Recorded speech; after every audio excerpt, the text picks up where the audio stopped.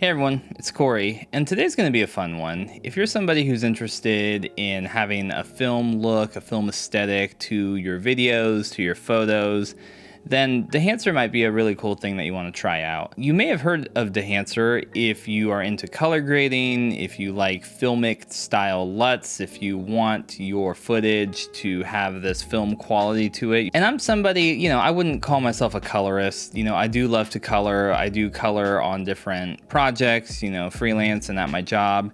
And I do enjoy it. I enjoy a really good color grade and a node tree, a node breakdown like the next guy, but I'm not like a full-time colorist. And I was always like, oh yeah, maybe I'll check out, Dehancer one day. And I think it was a little bit about a year ago that Dehancer reached out to me, but it just was a crazy time. I think it was in the middle of a couple big projects and I just was like, I can't do this right now. But recently, they reached out to me again. They'd be like, hey, would you be interested in trying out, our plugin and see how you like it, and you can say whatever you want and all, just anything goes. And I was like, sure, I'd love that. And I really appreciated that about them just reaching out. They said, hey, we'd love for you to try it. There wasn't anything that I had to sign, or, they didn't need to see the video beforehand or any stipulations. They're just like, yeah, try it out, give us some honest feedback, and we'd really appreciate when people are just do honest video reviews about the product. So there's a lot of different offerings when you're looking at Dehancer and what you want to get. You can get some for photo, you can get some for video.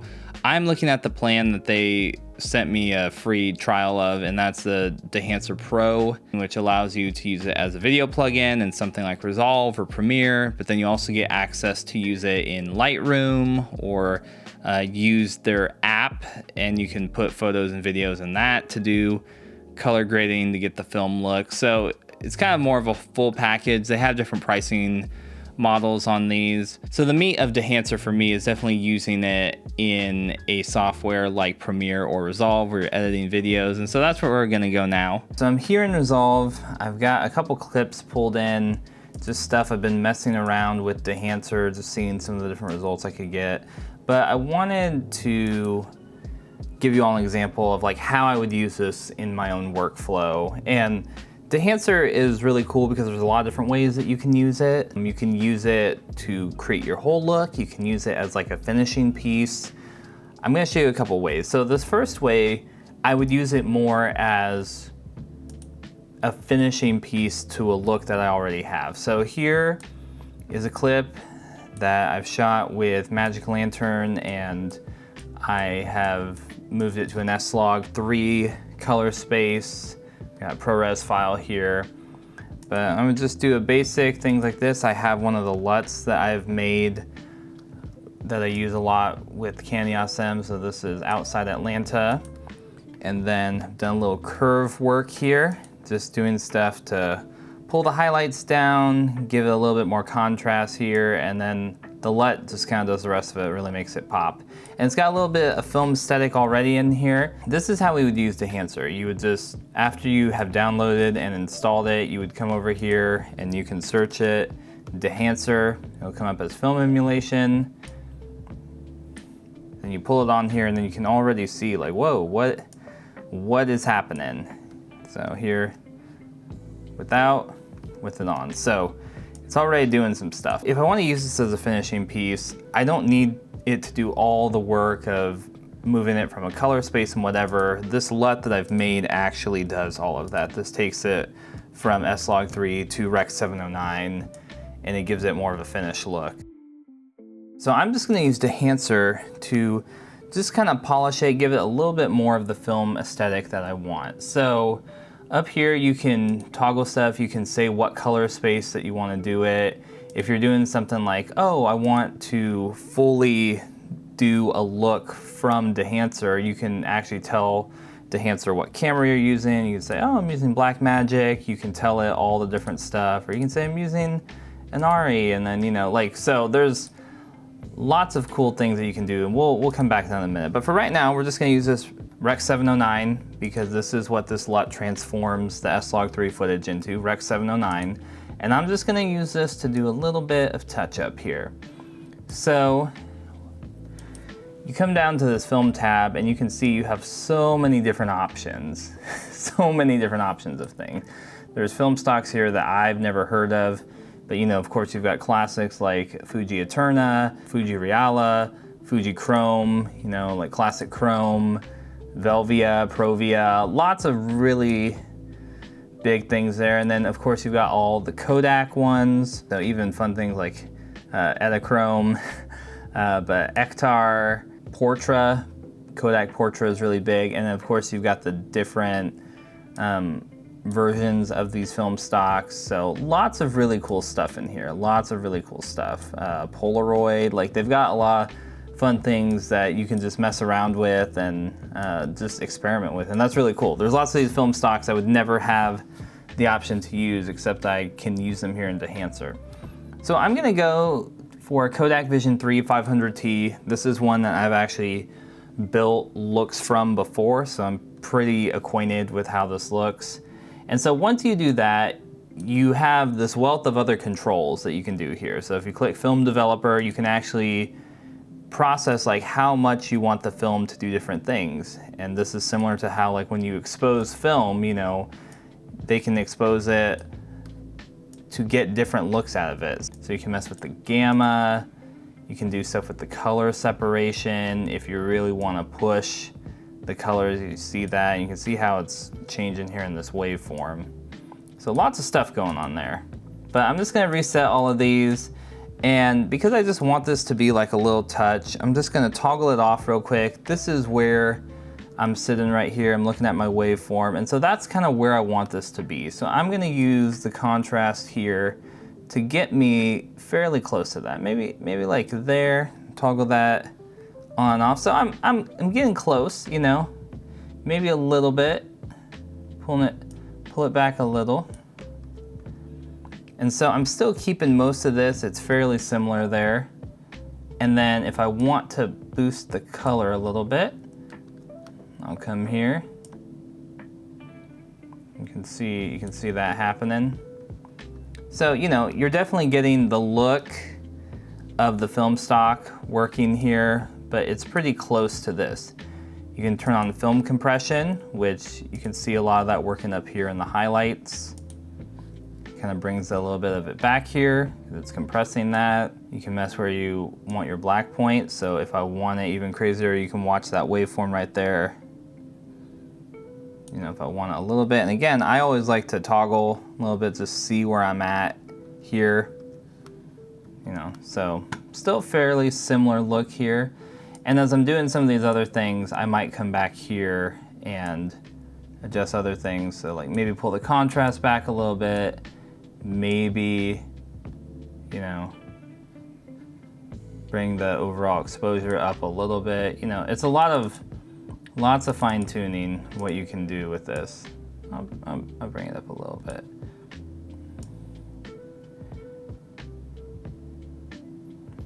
So here's a cool section where you can actually look at how the print is displayed with the film. So you've got a linear print. You can do Cineon film log, do a 2383 print. And so you can see how all of these things, there's so many options of how you can affect things in here. You've got all of these different options of things that you can do. Oh, you can combine them together. Oh, I need to actually enable this. But how you want to affect the different colors, you can move them together. You can move them more independently, like if you want it to skew a little bit one way or the other. So all of that is pretty cool. You know, if you want to push a little bit more yellows and greens in there. You have all these fine tuning controls of film grain. If you look through here, you know, this preset is 35 millimeters, the ISO that you shot it at, but it's really cool because it gives you the different amounts, and you can see that, you know, in your noise pattern here, you can see a lot in the waveform. But I like the 35 millimeter, the 250, kind of where we're at. You've got lots of different things with halation. You can see a lot of that happening right here on the house. You can see it on my face right here. You have this cool thing where you can actually see where the halation is happening in the mask mode. So if you're like, where is it? That allows you to see where it is hitting in the frame. So that's pretty sweet. And again, you have all these different options with the halation. So we come off here. we're cooking. Look at that. You're really cooking. You know, that's kind of cool. A little goes a long way with halation and bloom, as you'll find out. Same with bloom. You can do this. You can do mask mode. You can see where is everything blooming. You have options here. So I'm gonna leave that there. I like what that's doing. Let's take a look. We're blooming a lot. I'm gonna pull it back just a little bit so you can see it. Just a little. I'm even gonna pull it back more because between that and halation, we got a lot going on. But yeah, you can definitely get that look going, man. But you want a little bit of that because that is characteristic of film. You can do film damage here, so that kind of gives the different little flecks that you see every now and then as you're watching the footage, which is natural of it. See, just popping in there. You know, however much you want, you know, and you can pull that back if you don't want as much. If you want it more often, you know, so it's pretty crazy. You can do. I'm gonna have a little bit film breadth.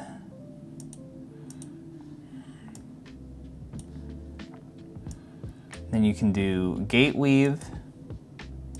Is how it stretches your footage, like how the film would be stretched.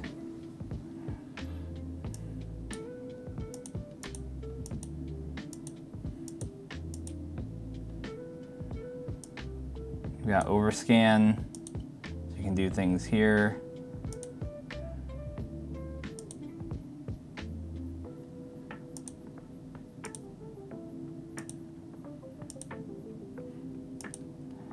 So lots of cool things going on here. Lots of options. There's a cool thing where you can see the false color of where everything is reading here. So you can see in this shot, pretty well exposed. You know, when I turn up the light here, that's pretty well exposed. It's starting to get a little hotter right there, and then obviously near the sky, but we don't have anything truly clipping here, so that's pretty good. And then, you know, you can make these into LUTs, so then you could work on a build, get a look that you really like, and then you can take that over to something else. And so from here to here, as you can see, this is our outside Atlanta, and this is just having a little slice of Dehancer added. And so it's just a little kiss. It's just a little something that definitely gives you more of a film look.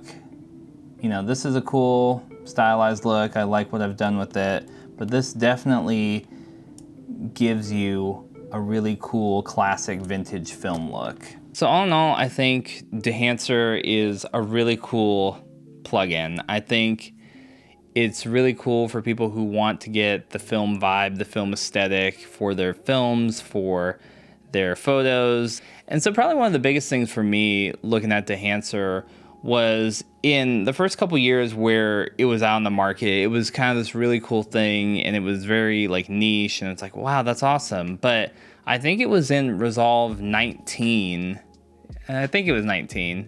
that Resolve came out with their film look creator, which allows you to basically do some of the things that you can do in Dehancer. It kind of felt like a direct response to Dehancer, if I'm honest, but it was something that a lot of people were asking for. And I think that brought up a lot of the conversation. Is it worth it to have Dehancer versus just using the film look creator in Resolve? And I've spent a lot of time using the film look creator in Resolve. A big example is you can go check out the short film choices that I did on the channel. I shot that about a year ago, put that up, but I built that whole look from scratch using the film look creator. Comparing these two, I definitely will say that you can do probably like 70-75% of getting the film look and the vibe in DaVinci Resolve with their film look creator. I think where Dehancer might have a slight edge is if you're somebody who really wants the nuance and the fine tuning control for like your whole overall look and your grade and all those things. I think that's where Dehancer slightly edges out the film look creator. I also think that Dehancer has more film stock presets, like, you know, you just go through and you have so many options of things. There was even like film stock presets in there that I was like, wow, I can't believe they have this one. This is just really fun to mess around and play with. And Dehancer just has more options and more fine-tuning details in the different parameters and things that you can mess with. And that can be a pro or a con depending on who you are. You know, if you just want to kind of do a macro look and get the film look and be like, hey, I just want this preset and I can do this and put a little bit of film grain and here's the film gate and all that stuff, I think Film Look Creator will get you there. And if you have DaVinci Studio, like you've paid for it, then it is included with that. And that's the other thing too. I'm looking at this from somebody who I use Resolve. It's my primary editor. I use Premiere a lot for my day job because everybody is using the Adobe suites and products and stuff. And in that case, Dehancer is huge because it allows me to have so many controls of things that you just don't in Premiere. You know, this is another soapbox for a different video, but I hate using Premiere for color. It feels like it just like destroys my brain. Like stacking adjustment layers and the different lumetri, it really doesn't work for me. So if I'm trying to dial in a film look in something like Premiere, then this is where Dehancer wins hands down, because to have this as a plugin, to be able to use it in that way, it is like a lifesaver. So definitely, if you're a Premiere user, I would definitely hit this up if you want this film look. And yeah, so those are just my thoughts about Dehancer. I think it's a cool product. It's not gonna be for everybody, especially if you're a Resolve user and if you have a studio copy, you might be able to get most of the way with Film Look Creator and do a really good job with it. But if you're somebody who really wants to dial in that look, or you want some more ready-made presets, that might be the way to go. And if you're somebody who creates a lot of like stuff, content, videos and photos from your phone, and you post them on social and stuff, and you want that look, that vibe in all of your work, Dehancer could be a really good solution for that too, because you can just upload stuff to their app and then upload stuff from there to wherever you're going. So probably the biggest piece of feedback I'd have for Dehancer, their app is very straightforward and easy, and I appreciate that. I think it would be nice if there was some sort of guided something to tell you just a little bit more of what these parameters are, especially if you are just getting in to understanding film and film looks. There's a lot of stuff that gets very technical very quick. It can easily turn into something where you're just adjusting sliders and being like, did this change? What changed? I don't know. And even for someone like me, like I said, I love color grading and I know a decent amount about film and different film stocks, but you know, I still don't know everything. And there's still a lot of stuff when I'm going through all the sliders where I'm like, I think this is what this means. I'm not entirely sure. So I think having some sort of guide, or maybe even something built into the plugin where it's like, you know, it will tell you, oh, this kind of affects this thing and this affects this, I think could be really helpful, you know, both on the phone and in the plugin. Yeah, so I hope you enjoyed the video. Just having some fun getting some cool looks with Dehancer. Again, thanks for sending it out to me. If you're interested, if you want to pick up Dehancer, I think they did hook me up with a code, so I'll have that in the description. You can check that out. It's affiliate, so if you sign up that way, I do get a little kickback. It helps the channel, and I appreciate that in advance. But yeah, I'm never gonna rep stuff that I don't believe in, and I do think if you're the type of person who wants this really tight control in your color grading, getting that film look, that aesthetic, or if you're somebody who's like, I'd like to have some ready-made film presets just to spice up my footage a little bit, I think Dehancer is a great way to go. Until next time, keep making movies and watching movies, and I'll see you on Reel Filmmaking.